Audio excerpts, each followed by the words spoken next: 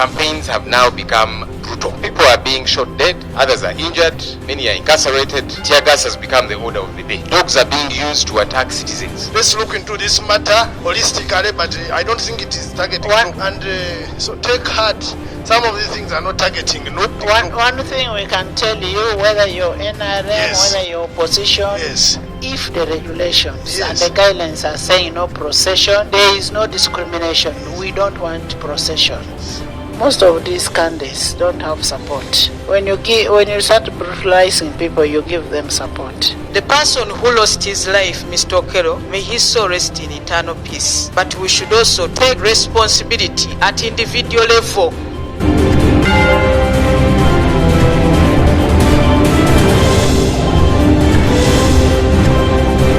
Thank you for watching Lango News channel.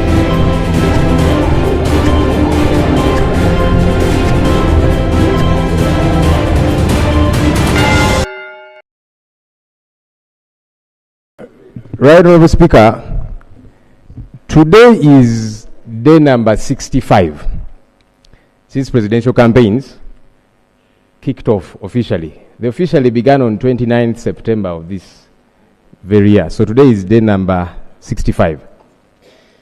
And you did allude to campaigns, wishing people to have successful campaigns. We are out there at various levels, presidential, parliamentary, and so on. Honorable Speaker, the campaigns kicked off fairly well. Peacefully, people were out there campaigning, especially the presidential campaigns, and we were happy. In fact, at some point we were here, and I commended government. I said, here I'll give you credit, because so far we are not being disrupted. We hope it continues that way. But alas, it was as if we were triggering them to do otherwise. The campaigns have now become brutal. Very unfortunately and unexpectedly. People are being shot dead, others are injured, many are incarcerated. Tear gas has become the order of the day. Dogs are being used to attack citizens, akin to what used to happen under the apartheid regime in South Africa. Police trucks, police cars are being used for crowd control. That when people are standing on the roadsides, waving to their presidential candidates of choice, the way police pushes some of them off the road is by driving into them, and a number of them have sustained numerous injuries because of that. Honorable Speaker, I saw the IGP, Mr. Abbas Byakagaba, yesterday. He held a press conference. And as we have been making these complaints, why is the brutality setting in so intense a manner? He made remarks and said, the presidential candidate of the National Unity Platform, the party I belong to and speak for, is to blame for the brutality meted out to our supporters because we hold processions. That was according to IGP Abbas Byakagaba. I said, now, there's a problem here. Our colleagues in the NRM regularly hold processions, very regularly, including yesterday, Right Honorable Speaker, because candidate Yori Museveni Tibuhaburwa Kaguta was in Barara and Rampara, and they held processions in anticipation of him. They even had a band leading them in holding these processions. Now, it is honestly hypocritical for IGP Abbas Byakagaba to say, NUP, we are shooting at you, tear gassing you, using dogs at you, and so on, because you're holding processions. But our colleagues in the NRM are holding processions. Why these double standards? Why this alarming hypocrisy, Right Honorable Speaker? And by the way, I don't want to be misconstrued. I don't fault the NRM colleagues for holding processions. It's campaign time. When a candidate is meant to be in a district, it will be different. That's why police is notified and so on, to make sure law and order prevails, because there is political activity. So I do not fault NRM for holding processions at all, because it is campaign time. My challenge is, when NUP and the opposition hold processions, it is illegal. And so they must be shot dead, they must be beaten, tear gassed, and so on. And for the NRM colleagues, it is okay. This is hypocrisy. And all of us should be condemning this. Because if actually processions are illegal, it should cut across. My considered view is that they are not illegal. Government should tell us. It's good the Attorney General is here, Prime Minister is here, very smart as I said. Are possessions illegal if it is NUP supporters? But if it is NRM supporters, as we saw in Barara yesterday and elsewhere, they are okay and legal. They need to let us know so that we are clarified on that. Honourable Speaker, as I quickly wrap up, yesterday again I saw something odd. The police truck in Barara was ferrying NRM supporters to take them to Boma grounds where the NRM candidate was to hold a rally. I got a bit confused. I said, now, on the one hand, you're beating our supporters, but you're helping to ferry supporters of another candidate. How does this work? When we saw His Lordship Justice Simon Byabakama, the EC chairperson, saying, after you have voted, please go home, police will protect your votes. People are wondering, now, this police is ferrying supporters of another candidate to their rally, and you expect that they are going to protect the votes of everybody? It does not quite make sense, right, Honourable Speaker. You said police was ferrying supporters of the candidate. Yes, a police truck. From where? In Mbarara, ferrying them to Boma grounds for the rally of candidate Yoweri Museveni. That was yesterday, right, Honourable Speaker. I was actually in Mbarara yesterday. Okay. I don't know if you didn't see it, right, Honourable Speaker, but it happened in Mbarara yesterday. Right, Honourable Speaker, the 6 p.m. narrative that I saw the IGP talk about. Yes, according to the regulations and the guidelines, presidential rallies should end at 6 p.m. All rallies, actually. We should endeavor to respect these guidelines. I have a challenge, right, Honourable Speaker, in my camp and my presidential candidate. Police will normally take us off the main roads. A distance that should be 20 minutes ends up lasting 3 to 4 hours. So inevitably you will get to a rally late. And this is a complaint that we have raised regularly. Why is it that where other presidential candidates pass, the NUP presidential candidate is not allowed to pass? What is the issue? That you have to take us around in these circles. So it's good that we get some procedural guidance on this issue, right, Honourable Speaker. Allow me 1 extra minute. Because this is very important, right, Honourable Speaker. We were in Kayunga. After we were taken in circles, we got to the venue 5 minutes to 6 p.m. When the candidate began to speak, 2 minutes past 6, police began to lob tear gas canisters, firing in the air, and so on, attacking the crowd, and caused a deadly stampede. So I wondered, what exactly are you trying to cure? Because, yes, 6 p.m. is the cut-off time, and we are trying to abide by it, but of course we are taken in circles, so we might get there a few minutes late. 5 minutes past 6, you are attacking a huge crowd and causing a deadly stampede. How does that make even legal sense? It does not, right, Honourable Speaker. Even then, right, Honourable Speaker, why use bullets, tear gas, and so on, because you're trying to implement a 6 p.m. rule and you are killing people unnecessarily. Honourable Speaker, again I saw... There's information, if you can take it. Information from Honourable Ethel. Additional information. Thank you so much, Lob, for giving way. In addition, this information is also needed. Yesterday, what we experienced in Shira Municipality, Wakiso District, I'm actually a victim. Not now, this time, police. UPDF trucks, a truck, 2 of them came to my side of the car. They hit my mirror. They have their numbers. They have hidden their number plates. And they are on the road. They are aiding police, but the way they are behaving. So we are saying that, how comes now even the UPDF trucks are part of the police security, but they are hiding their trucks. We cannot say this number plate is the one that has hit my car. They have affected the public address system, which we are using. They have hit, these UPDF officers, they hit yesterday our public address system truck. So we are saying now, whom should we ask and why? Thank you for your information. There is information from Kimosho. Thank you. I'll take the information from my former committee member, Honourable Kimosho. Thank you. Thank you, my former chairman. Honourable Speaker, I wanted to inform my former chairman and the leader of opposition to take heart that sometimes in Kazo I hosted the president recently and I had organized a huge procession. It was supposed to be about 4 kilometers. And police stopped me even when I'm in NRM. And so take heart, some of these things are not targeting NUP. As you guide Right Honorable, maybe let's look into this matter holistically, but I don't think it is targeting NUP. One thing we can tell you, whether you're NRM, Yes. whether you're opposition, Yes. if the regulations Yes. and the guidelines are saying no procession, there is no discrimination. Yes. We don't want procession. The- And even if NRM is doing it, they should stop it. That's So what if opposition is doing, please stop it. Thank you for as the I conclude- information. as I conclude- I thought you were done with your information, honorable colleague. Let him finish. May we Let him allow the finish. speaker maybe to do her work?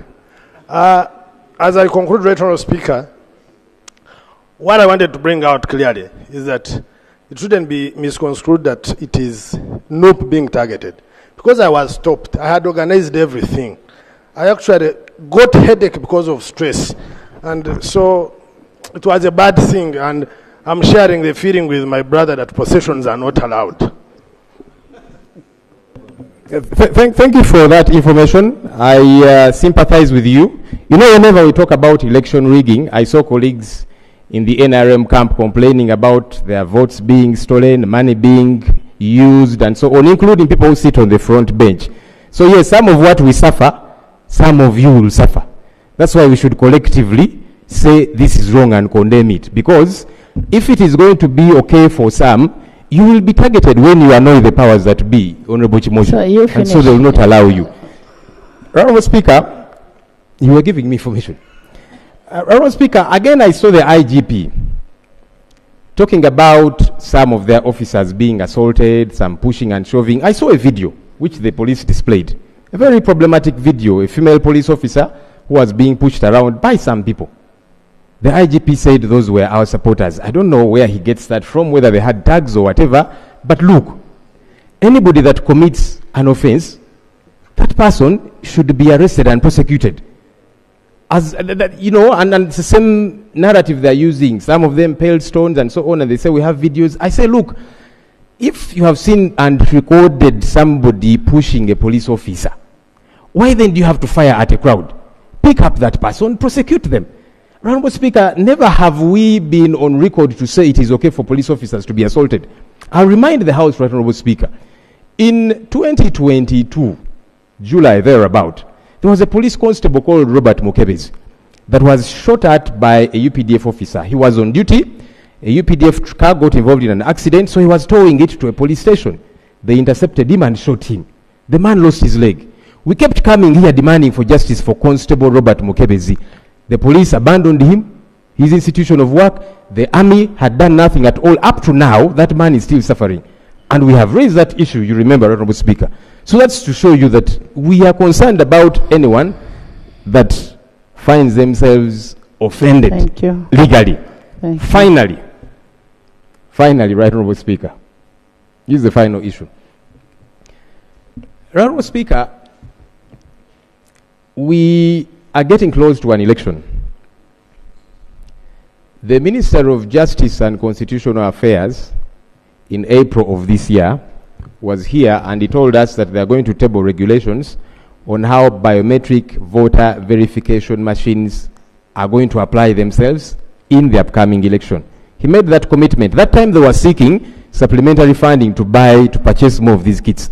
And we asked, where are you basing all of this? And he promised here on the floor, April of 2025, this year, that he will bring the regulations. We have 1 month to an election. They keep coming and asking for money, including some of the supplementaries that are going to be tabled.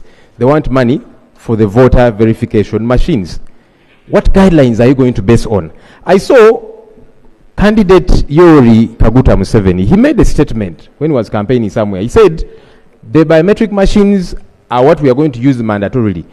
A polling station where the machine will not work, voting will not happen.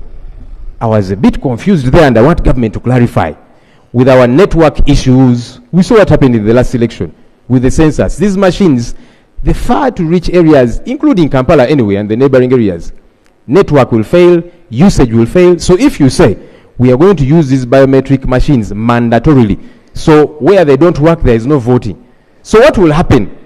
In Honorable Kazo Chimosho, who is also saying he's targeted sometimes, if they say we don't want this man back, they make sure at his polling stations the machines fail, or any other person anyway. That means no voting will happen. Thank you. What happens? But also those regulations, we need them so that we are able to interact with them, punch holes in them, and otherwise. Thank you for accommodating my concerns, Right Honorable. Thank you. Thank you. Lob, what Lob raises is pertinent. On the issue of brutality, I don't think brutality is needed as of now. One thing we are failing to understand, most of these candidates don't have support. When you start brutalizing people, you give them support. They don't have. Me, I've been in the field. They don't have. I am speaking as the second national vice chairperson of the NRM party, and I also want to request all parties to respect the regulations and the guidelines that are given. But Attorney General, what law raises is really a very serious matter. Maybe you will need to give us information, or government. No, let's first get, because this is about our people. Let Madam give the information. Thank you so much, Right Honorable Speaker. And I want to thank the Leader of Opposition for the information and the issues he has raised here. One, he raised the issue of violence. Nobody wants violence in life. And yes, there's a procedure matter.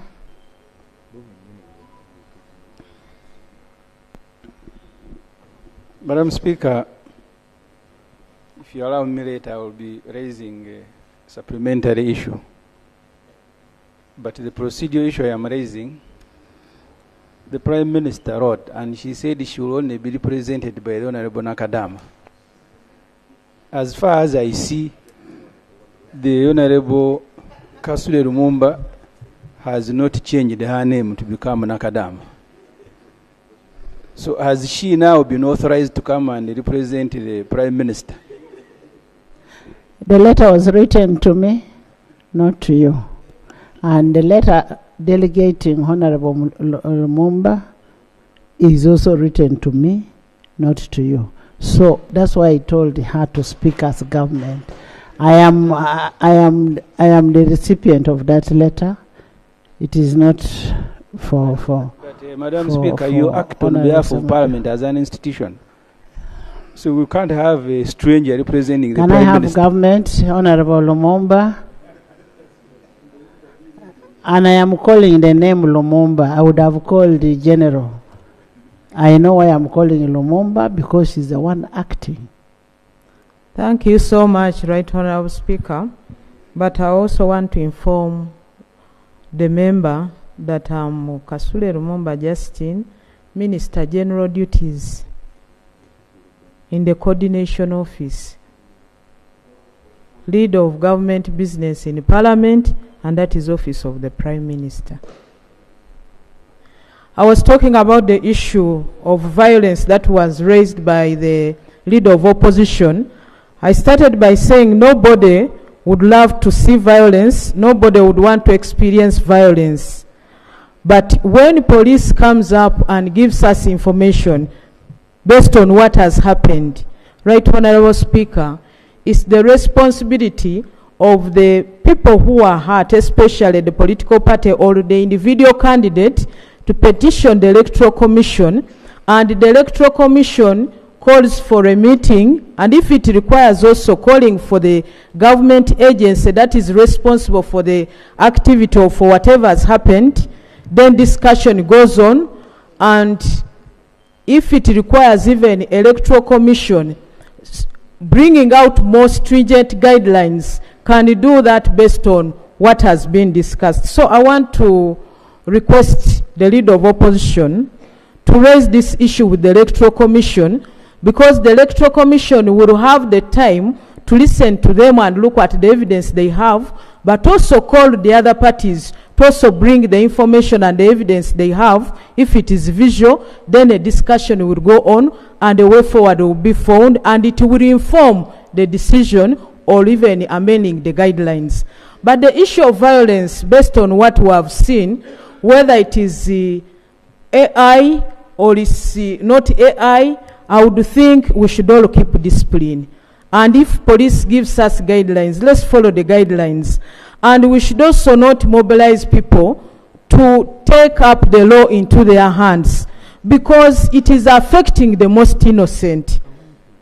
When you see what is happening, in the beginning, before these videos also came up, well, if they are not AI, where people are giving instructions to people to do certain things above the law, certain things were not happening. And even the leader of opposition came here. I was here, and he appreciated. And we also cheered him and said, it is okay, let's continue this way. So what went wrong? We should go back to the Electoral Commission and find out, because that is the team that is mandated to bring all of us on table. Secondly, the issue he has raised, but I also want to add that the person who lost his life, Mr. Okero, may his soul rest in eternal peace. But we should also take responsibility at individual level to make sure we remain disciplined and follow the guidelines. And where we see that there is chaos, let's try to keep away, because I can't tell whether he was involved or not, according to, unless police comes up and explains. Another issue he has raised, the issue to do with the police car ferrying people to the NRM rally in Imbarara. Right, Honorable Speaker, I would want to see the evidence he's tabling, because he has not presented any evidence to us. And people what does he use to call them NRM? Is it the color they were putting on? Which color was it? Were they Catholics putting on the color for the Catholic Guild for the women? Honorable Lumumba, I said I was there. There was no police vehicle ferrying any supporter. Maybe those were the choir members of the Catholic Church. But for me, what is very crucial that he raises is the issue of brutality. That must be handled. Attorney General, that issue must be handled, because the people who are being brutalized are our people. But we should also not use our people to go on the front line, to go and demonstrate, to go and do funny things, go on beyond the time, the regulations that are required. We should be responsible enough. And I'm saying these candidates don't have support. Attorney General. Thank you very much, Right Honourable Speaker. I think, Right Honourable Speaker, you have summarized the issue on violence. I'll just answer the question on biometric voter, which he raised. I'll refer the Leader of Opposition to the Electoral Commission Adoption of Technology and Management of Elections Regulations, SI1 of 2021, which address the issue of the use of technology. So the use of this technology is provided for in the law. So that is sufficiently. But the issues of network and any such issues can be addressed under Section 12 of the Electoral Commissions Act.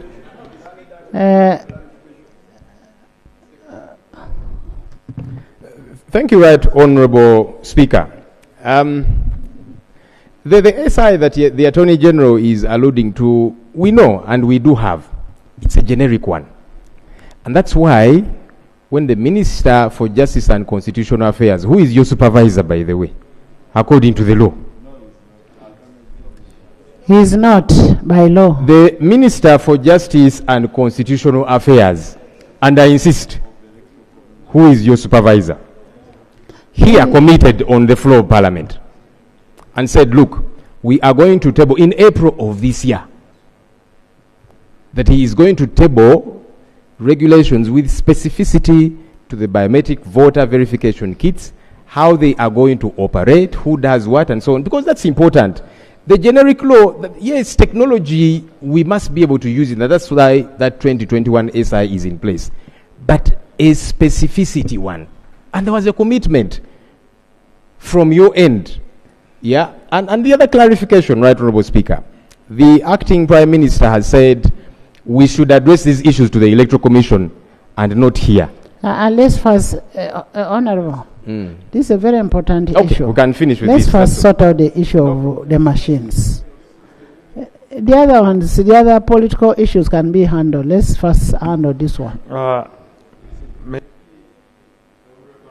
The Honorable Attorney General, whereas we all agree that technology shall definitely improve, mainly the verification of voters on the voters register and coming up with a legit election. The question arises on the following matter that is not legislated.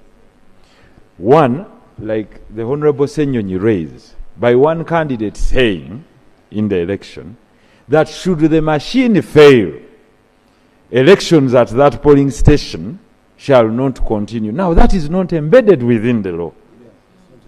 So, not within the law. So, unless we legislate and embed the two, that, because you remember during the other election, the Electoral Commission came out and said when some of the machines collapsed, that now you can go and refer to the manual register. You understand what I'm saying? So, in case that happens, how is the voter, the candidate, and the electoral process, in this case, how would it be viewed? Can I find out? As specifically Can I find out? Yes, please. Did the candidate write? Pardon? Did the candidate write committing that is what should be done? Or it was just something said? I think like that's even a great proposal from him if he had put it in writing. But now that now it is a hearsay. None of his representatives denies that he didn't say it.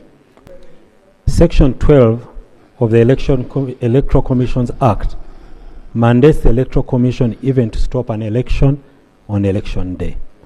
Right now, I am telling you, you have sufficient legal infrastructure to run the BVVKs. And if Electoral Commission feels that the election should not take place there, it is within the law under Section 12 of the Electoral Commissions Act. So there is nothing to worry about. If I've not heard the President say that, I've not seen the communication from the President to that effect, but the mandate to run the election is with the Electoral Commission. So any issues that you may have in respect to that, you can raise them with the Electoral Commission. But my advice to you is that you have sufficient legal infrastructure to use the BVK machines. Maybe we also need to remind you that the President is also a candidate. A candidate does not determine how election takes place. It is Electoral Commission. Yes,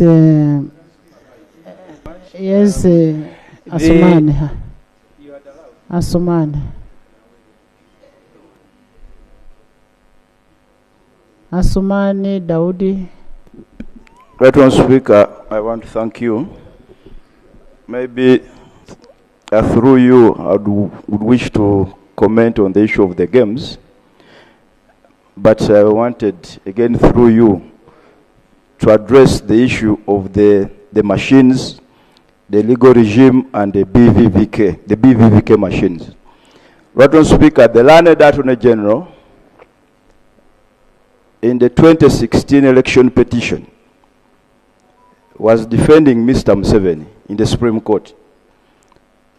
I was defending the Right Honourable Mama Mbabazi in the Supreme Court in 2016. We were on opposite sides. Always, we had an opportunity to extensively argue this matter, you recall so well, in the Supreme Court. And there were basically two issues. Number one, there was the issue of the legal regime. At that time, there was nothing to do with the legal regime at that time.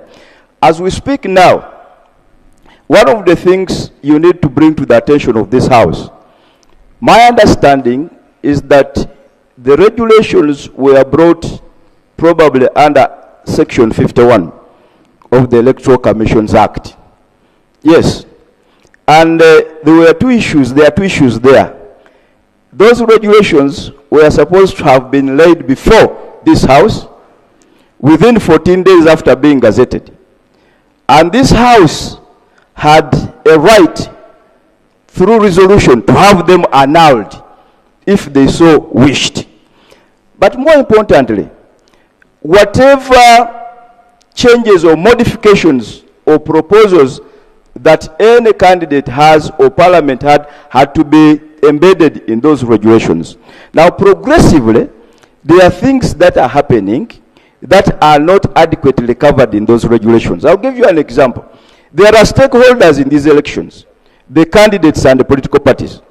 Machines are being procured, and the stakeholders have no idea at all but where they are coming from, how they are being procured, the kind of technology. Because you remember, even on the issue of technology in the Supreme Court, we did ask, we invited the Electoral Commission, you recall, in the Supreme Court for cross-examination. Honourable members, can we invite the minister responsible for that docket?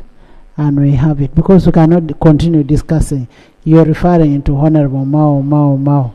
Can we have a sitting and invite him to be in the House? Can I now address his votes? Yes. Okay, thank you. So the issues of the BVK, we discuss, if you're okay with the sitting. Right Honourable Speaker, the reason why it was important to discuss it now, but I obviously respect your ruling, is that those regulations have timelines, and given the time remaining, the issue of time becomes of essence. That's why I thought that, because at the end of it all, right Honourable Speaker, the Minister for Justice will not be in the Supreme Court.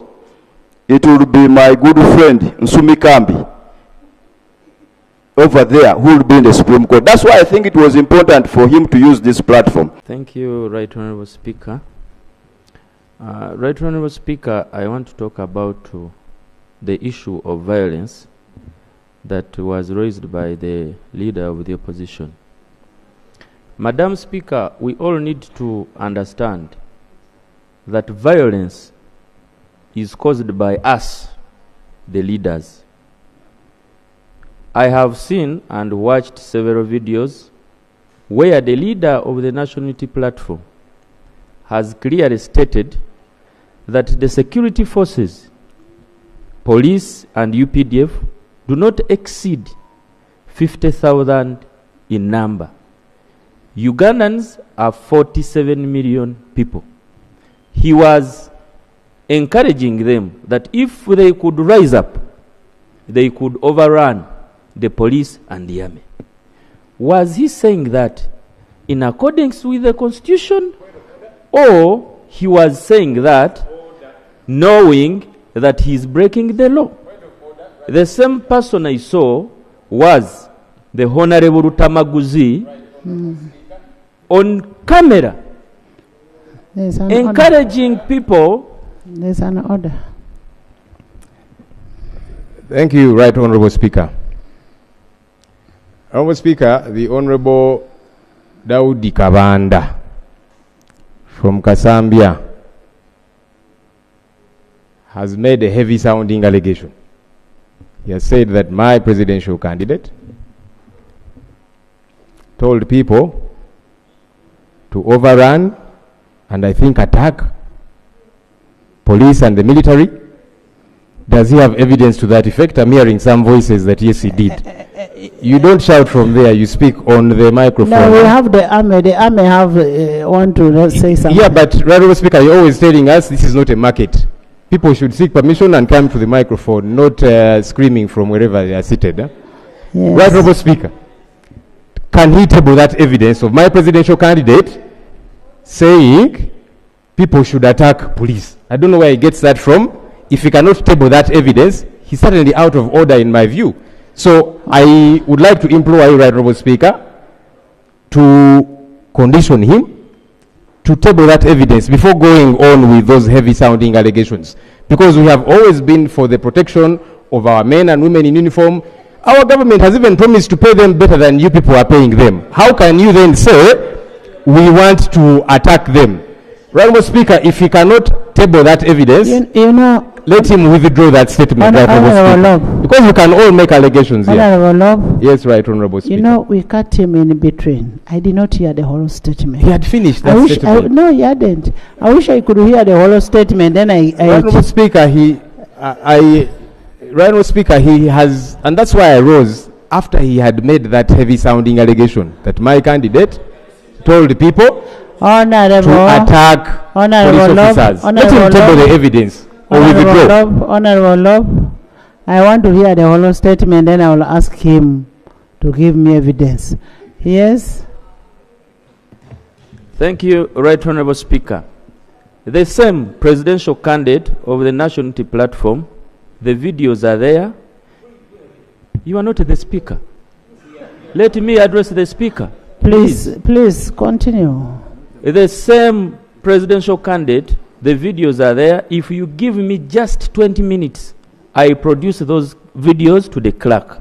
Go and bring the same person said, and he was encouraging the young people of this country, that they should use social media, TikTok and YouTube, to see what happened in Nepal, what happened where, what happened in those countries where they broke the laws. You can also use it in Uganda to overthrow the government without going through the constitution of this country. Madam Speaker. Honorable Kavanda, that's a very, very serious statement. That's a very serious statement. That's number one.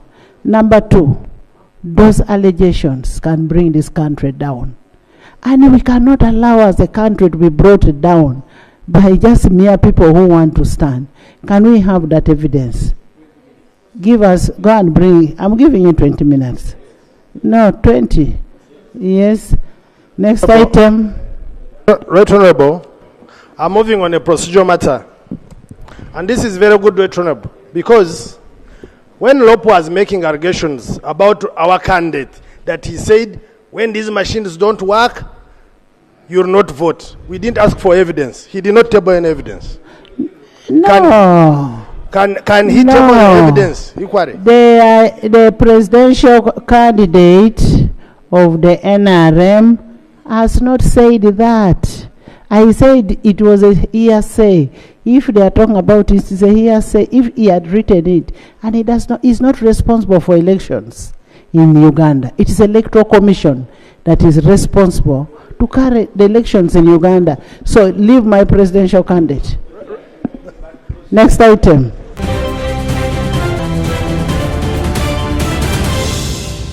Thank you for watching Lango News channel. Please subscribe for more updates.